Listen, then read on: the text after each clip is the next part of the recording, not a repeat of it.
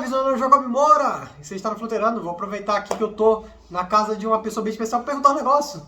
Grande Deivão! Eu acho que é melhor entrar do outro lado, né? Não, entra aqui logo, vê logo esse negócio aqui de entrar fica na frente da câmera. É, entra aqui logo, cara, aqui, beleza?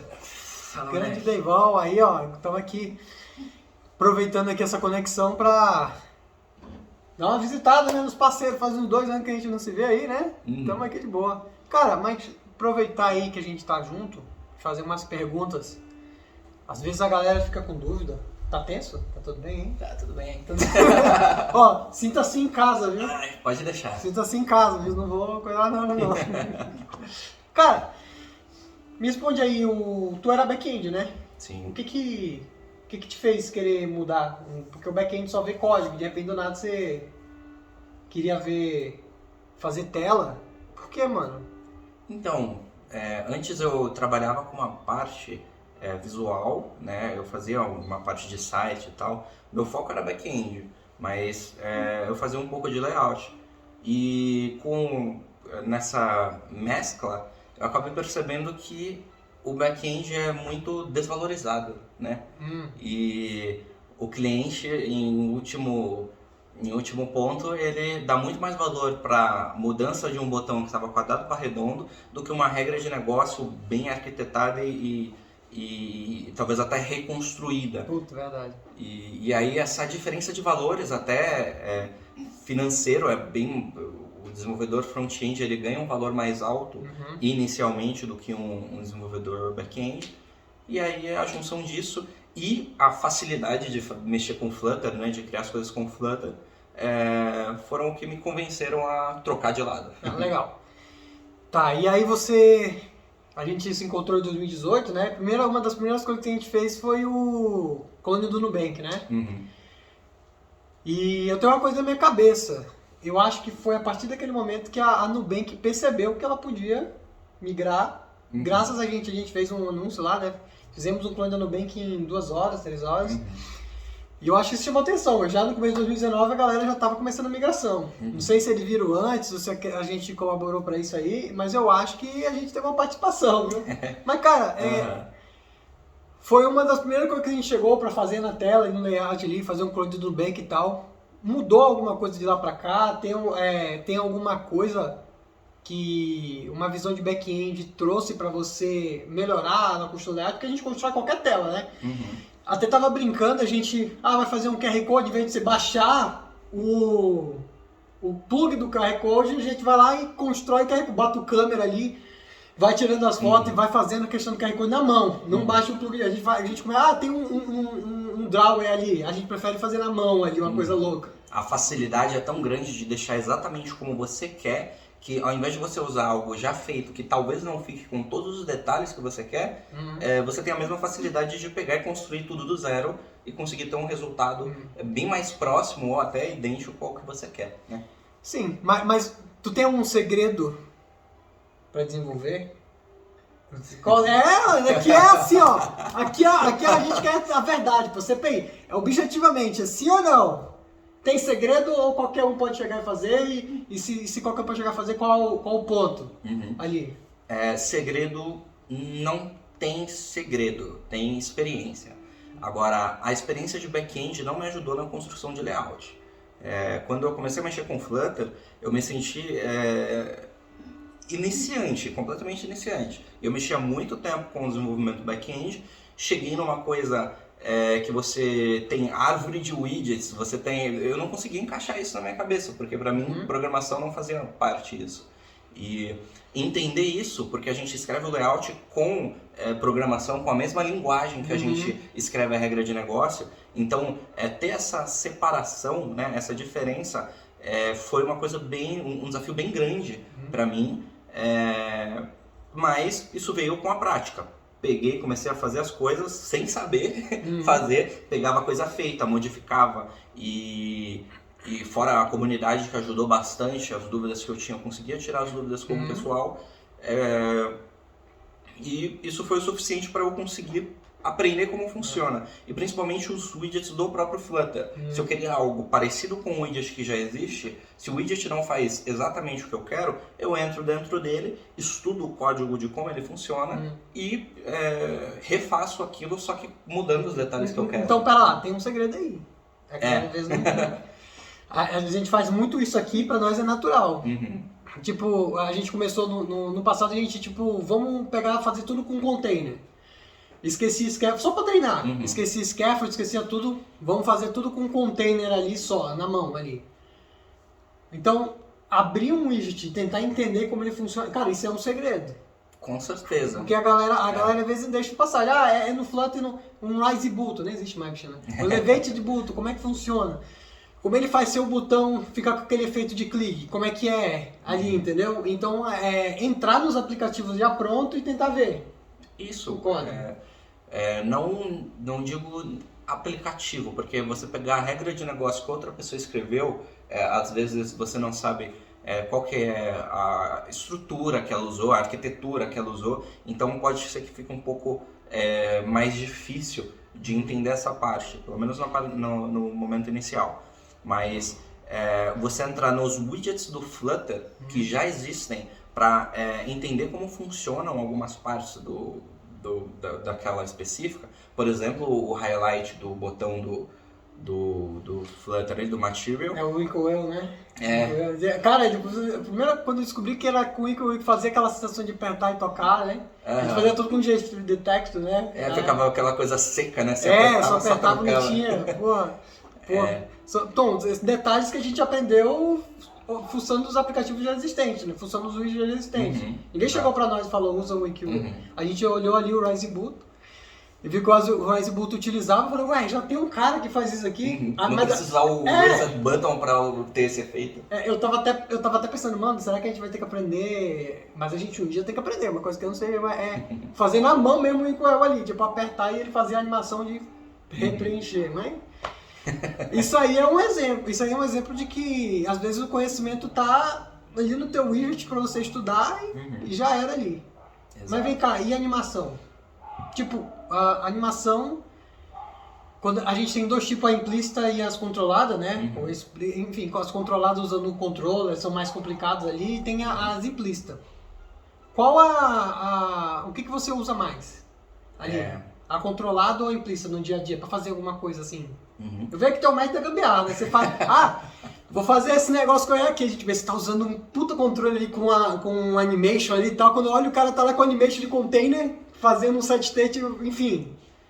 Que na verdade, isso nem é gambiarra. Dá uma sensação, né, por você não estar controlando tudo, pode ser que em um momento ou outro dá uma sensação de que está sendo feito da maneira errada, mas os widgets de animação implícita eles servem justamente para isso, para você conseguir criar animações de interpolação de um ponto para outro sem precisar de um controle realmente sendo feito na mão, né? Então você coloca um valor ali na largura do container, ou na cor, ou no formato dele, e depois você coloca uma variável booleana para controlar isso, por exemplo, quando está expandido ou não, e coloca um gesture detector para você trocar essa variável. E aí você coloca para quando tiver true ele ficar com 50 de largura e quando tiver false ele ficar com 100. Se você fizer isso só com um container, ele vai estaticamente trocar de um tamanho para o outro no mesmo instante. Agora, se você coloca animated atrás desse container e coloca um duration, é o suficiente para ele interpolar de um tamanho pequeno para um grande. Então ele faz a animação para você. E ali você coloca a curva, se você quiser, aí dá aquela impressão que ele tá... Bounce ali, né? E tudo tipo 3 linhas de código. Muito rápido você faz. Você tem um efeito visual na sua cara, porque a gente tem o hot reload. Então, você consegue o resultado disso muito rápido e... Pô, não gostei dessa curva, você põe outra. É uma linha. Você sabe que... O que me puxou pro Flutter foi a facilidade de fazer animação. Eu lembro que eu tava fazendo uma animação no Ionic. Aí eu puxei o CSS. Aí quem sabe CSS já viu como é que faz. Você tipo faz a animação, né, os transforma. Aí você tem que ter um trigger. Aí você aciona um trigger para fazer determinada coisa e outro trigger para fazer aquilo ali. Na teoria, é bem simples até, você faz isso aí. Mas na prática, e outra coisa, não era performático. Você não podia usar em todo lugar.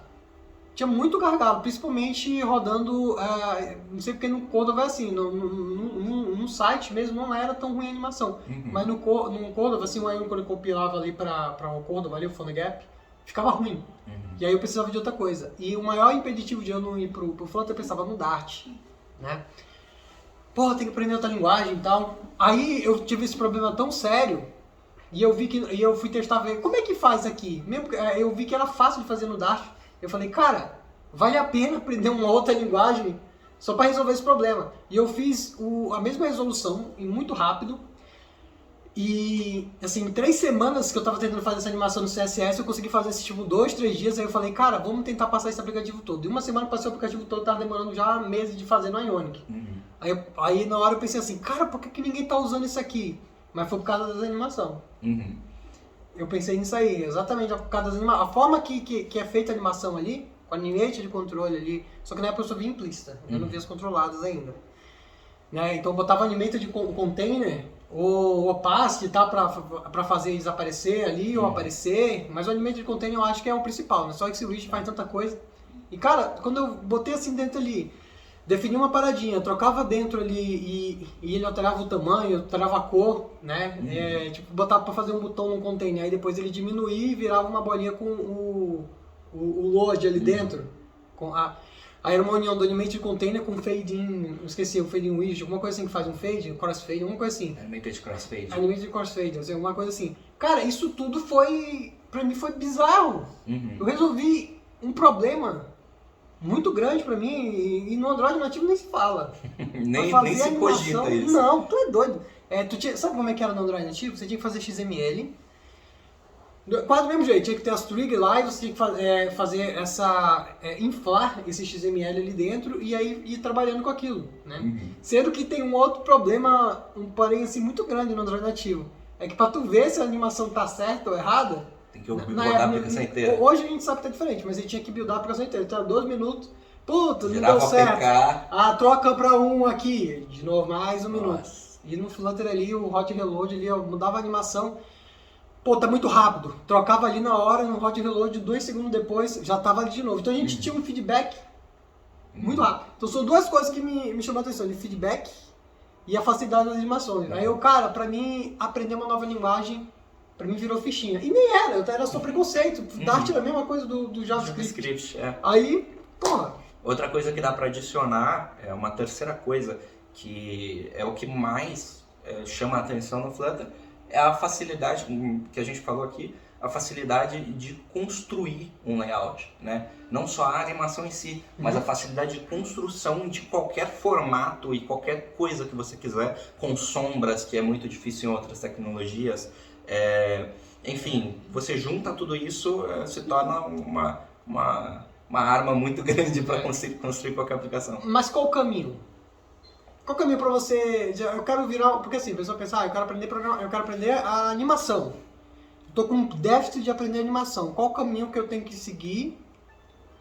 Na tua opinião, assim, estou fazendo uma pergunta diferente, que aí talvez gere empatia. Se tu voltasse atrás hoje, como que você aprenderia animação no Flutter? Da maneira que eu aprendi. Da mesmo jeito? Do mesmo jeito, como porque a maneira que eu aprendo muito na prática. Então, eu aprendi pegando o código feito, vendo como ele está funcionando e mudando detalhes. E a partir dali, eu começo a tentar criar outra coisa. Então, a documentação do Flutter, ela é muito rica, né? Ela é muito simples de entender. Mas eu nunca tive tanta conexão com documentações. Eu aprendi a programar sem nenhum professor, né? Diretamente dando instruções para mim. Então eu aprendi sempre assim, pegando coisa feita, vendo como funciona e mudando. É meio tentativa e erro, né? Eu acho que você tem... Só que a galera não quer, a galera quer coisa certa. Ela quer o caminho sem você ter essas falhas. Ah, não, é simples, é só você pagar um desenvolvedor para fazer para você, porque ele já tem esse conhecimento. Eu costumo dizer que você tem que errar pelo menos umas 10 vezes para você começar a acertar uma. Então a hora de errar é agora. Então, tipo, o que eu tava aprendendo esses dias aí que eu tô batendo a cabeça e não tô conseguindo direito, né? Kubernetes. Faço uma coisa ou outra, mas meu amigo... É sempre quebrando a cabeça. E não adianta você ler documentação e tudo mais. O negócio é o que você vai pôr na prática e abandonar o medo de errar. Porque, cara, o negócio é errar. E errar o mais rápido possível. E se você tiver alguém mais experiência do teu lado para entender o seu erro, para você entender o seu erro, porque é aí que está o aprendizado. É você entender onde você está errando e não onde você está acertando. Exato. Porque se você só acertar, você não precisa de feedback de ninguém. Você vai perceber. Agora, se você errar, você realmente vai perceber, vai começar a perceber os pontos que lhe faltam. E esses pontos que lhe faltam que vai te pavimentar o caminho do aprendizado. Exatamente. E esse negócio de ter alguém para falar sobre esse problema, ele reduz muito o tempo que você demoraria para encontrar o porquê o problema aconteceu. Porque, beleza, deu problema. Como que você vai descobrir o que causou aquilo? Ou você vai começar a criar teoria sobre coisa que você não conhece. Então, a pessoa que tem experiência, ela já passou por aquilo, então ela vai conseguir encontrar os logs e com isso você vai aprender a interpretar os logs daquela ferramenta. Olhar erros, né? Ninguém ler olha. erros. Às vezes o cara publica lá no grupo, acho que tá engraçado, né? Ele manda assim o verdinho assim, ó. Nossa, como tá dando esse erro aqui na minha aplicação. E o erro tá dizendo exatamente o que ele tem que fazer para corrigir. E às vezes, muitas vezes, eu entendo que algumas pessoas não sabem inglês e não tem problema nenhum, mas pega aquele código ali, aquele erro, e joga no Translate. Às vezes ele tá dizendo ali, ó, no Google. No Google ele aparece ele já aparece. Às vezes é só você entender o que é o erro. E uma outra coisa também, olhar stack trace. Cara, pouca gente olha stack trace. É tipo, quando dispara ali o erro, ele aparece uma lista de arquivos e aí vai começar a ver, olha, ele disparou aqui, mas ele foi chamado aqui, chamado aqui, chamado aqui, chamado aqui. E às vezes só de você olhar o stack trace, você consegue ter uma ideia. Eu, por exemplo, ignoro os pontos de framework e vou direto no meu código. Às vezes é o terceiro ou o quarto passo do stack trace, aí eu aperto ali, pô, cara, deu um erro aqui nesse ponto. Às vezes deu um erro no HTTP, passou um URL estranho e tal, e pronto, é aqui nesse ponto, e você já acha. Ele nem precisa ir na internet. Ele já pega ali na hora. Mas o pior é que isso não está só conectado a pessoas que estão aprendendo, né? De não ler erro. Eu mesmo, eu me pego em muitas situações, às vezes até trabalhando em pair programming com o Beowulf, e aí a gente dá um problema. Aí antes de ler o erro, a gente já fala, pô, põe aquilo ali naquele lugar, aquele pedaço, aí a gente põe. Aí aparece o erro, não, peraí, tenta fazer não sei o que. E a gente começa a criar um monte de teoria antes de ler o erro. Aí depois isso acontece. A gente para ler o erro e tá escrito lá, não pode usar container nesse lugar. Aí você fala, meu Deus, é só tirar o container. Você tá usando o expanded ali fora de uma column, fora... E ele avisa diretamente, ó, você não pode usar expand nesse tipo de coisa. Aí ele te dá o corpo, ó, o teu expand tá aqui e tem esse widget aqui. Aí se você quiser, você faça assim, põe dentro de uma coluna, põe dentro de uma row e tal. Ele é tipo a mãe ensinando o filho. Ou tipo, tu tá no list view, aí o list view você tenta botar um outro erro. Às vezes o erro, ele não diz exatamente o que você quer que venha. Por exemplo, esse erro aí de você botar um list view dentro do outro.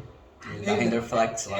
Dá um erro de render flex needed bound, alguma coisa assim, bound, que é basicamente quando você tem um outro scroll dentro dele, um scrollable dentro dele, você precisa de um tamanho. Porque você tem dois scroll. Scroll é infinito.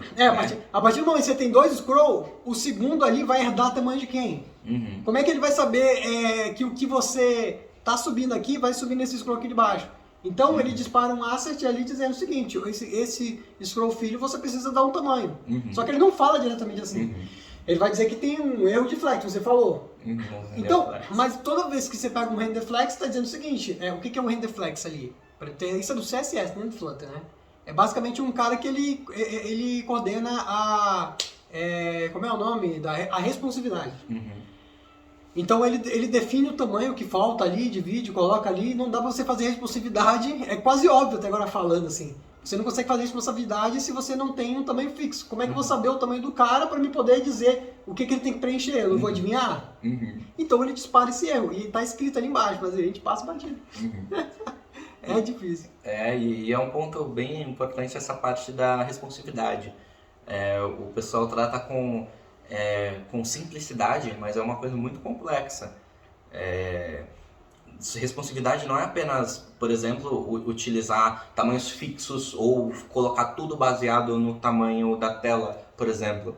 Tem muito mais estudo em cima disso para você, por exemplo, beleza, até certo ponto isso aqui vai se expandir. Depois ele não pode mais se expandir. Ele precisa, porque senão fica muito grande, fica feio. Então, esse assunto costuma ser conversado muito com os designers, né? Porque às vezes a gente pensa, beleza, só vou pôr isso aqui para expandir, mas será que o layout vai ficar bom? Então se tem um designer cuidando da aplicação, conversa com ele, pede talvez para ele fazer um layout para tela pequena e um layout para tela grande. Sim, dois tipos de layout. Tu tocou num ponto interessante. Uma vez eu recebi uma pergunta no Instagram, eu recebo muito lá, mas falando assim, perguntando o que eu devo fazer para ter ideias, que eu sou péssimo em layout. Às vezes eu falo, eu sou péssimo em construir layout. E aí eles falam o seguinte, né? O que eu tenho que fazer para ter inspiração, como eu faço para construir layout e tal. Só fazendo um parênteses, como se criar layout fosse uma designação do desenvolvedor, né? Quem estudou para isso foi o designer, né? A gente só reproduz, é o ponto. Mas assim, esse não é um mundo perfeito, é um mundo comum, mas a gente sabe que muitas pessoas estão desenvolvendo sem o design. Eles têm que usar o que tem no mercado e tem que montar as coisas ali. Qual o passo que a gente tem que fazer quando a gente se pega nessa situação? Hoje a gente não pega mais que a gente tem o nosso design lá, né? Sim. Mas tem uma galera que está assistindo às vezes que não tem. O que faz? Qual o caminho que eu faço quando eu não tenho design? Eu tenho que construir um design, tenho que fazer um design bonito e sabe que o Flow tem essa capacidade aí? Tem bastante conteúdo gratuito de designs feitos por designers. Então, é ali que você tem que buscar inspiração. Tem o Dribbble, que é um site que tem bastante conteúdo gratuito. Tem o Dribbble. Como é o nome daquele site lá de fotos? Pinterest. Tem esse aí. Pinterest também. O que tem dentro dessa plataforma, se eu não me engano, tem dentro do Dribbble também. Ele faz eu não lembro qual é a sequência, mas se eu não me engano, um tem todo o conteúdo do outro. Ele faz uma busca não só em um, mas em vários. Mas, enfim, da sua cabeça é muito difícil sair algo que vai ser tão bom quanto um designer vai fazer. Então, você usa detalhes que você vê em outras aplicações e... Você vê aqueles bottom bar do Velasquez lá, que ele faz, né? O Velasquez faz uns vídeos ali, aí eu vejo no aplicativo, o Diego Velasquez, né? Inclusive um canal muito bom para você aprender a construir layout. Mas você tá vendo no aplicativo, de repente tem a bottom bar do Diego Velasquez, a tab do fulaninho lá do outro canto lá, mas a arquitetura resolveu, vai fazendo um monstrinho ali. Só que o interessante é o seguinte, o layout é uma coisa que um designer me falou. Uma vez eu encontrei um designer que falou pra mim assim, Jacob, layout bonito, a gente não é pago pra fazer layout bonito, a gente é pago pra fazer layout que faça sentido. Funcional. Então, se faz sentido pro teu cérebro, o cérebro meio que entende que é bonito. Então por isso que quando você vê o layout, né, às vezes bate na gente, mas eles colocam assim, 16 pixels aqui, 16 pixels aqui no outro ponto. Às vezes aquilo ali tem um cálculo que a gente não sabe o que é. Existe um cálculo de Φ, que é 2 vezes o π, 2 dividido o π, que é dito que é o cálculo da beleza. Então, por exemplo, se uma pessoa ela tem uma circunferência aqui da boca, do nariz para a boca, do nariz para o olho, e for meio que essa diferença que for do π, do Φ, quer dizer, significa que você é bonito. E muitas logos, tipo da Apple e tal, usa esse camarada. E às vezes o designer vai fazendo aquilo para ter o teu cérebro entender melhor as coisas. Então você vê, por exemplo, quando a gente pega para fazer, a gente mesmo, se a gente pegar pra fazer, a gente faz isso. A gente começa a botar um monte de coisa que a gente acha bonito, vira aquele carnaval. Mas o cérebro do usuário vai olhar assim e não vai dizer, nossa, tá bonitão, ele vai dizer, olha, mas olha essa animação como tá legal. Não, mas ele não vai olhar e não entender. Então, o layout bom é aquele layout mais clean. Agora que tem o Material You, ele deixou mais simples ainda que o Material Design, que eu já achava simples. Então, esse é o ponto, na minha opinião, assim. Eu ainda acho que, se você quiser fazer layout, aí é outra área que você tem que estudar. Com certeza. Não tem nada a ver. Agora, se eu quiser me aprofundar na área ali, cara, é tipo ser full stack. Não é? É muito complicado ser full stack, mas no começo, antes de ter empresa e tudo mais, eu precisava fazer um app, mesmo nativo, eu sempre tinha um orçamento, sempre era incluído o design, né? Não é caro, às vezes é 500 reais, R$1.000. O cara faz um mockup, tu segue aquele mockup e vai embora. Eu acho bacana, assim. Sim, eu acho que até é importante, uma estratégia legal de fazer é o desenvolvedor encontrar um designer que talvez possa estar começando ou já tem experiência e fecha uma parceria com o designer. Então,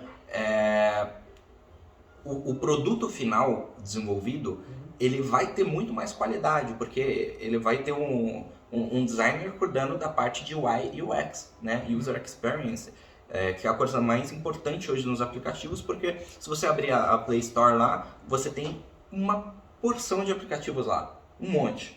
E o que vai diferenciar o seu aplicativo para as outras pessoas gostarem de utilizar ele? Ou às vezes para baixar o seu aplicativo? Você tem algumas coisas que são levadas em consideração. A funcionalidade dele, mas geralmente as pessoas não são atraídas pela funcionalidade se você não fizer um marketing muito grande. Então, outra coisa que também chama atenção é o layout dele. E principalmente um layout característico. Então, e esses estudos, quem faz tudo isso é o designer, a gente só replica. Dá para fazer teste. Pega uma aplicação e uma ideia, né? E constrói com o layout que você quiser na sua cabeça. Depois você paga um designer. Só pra ver.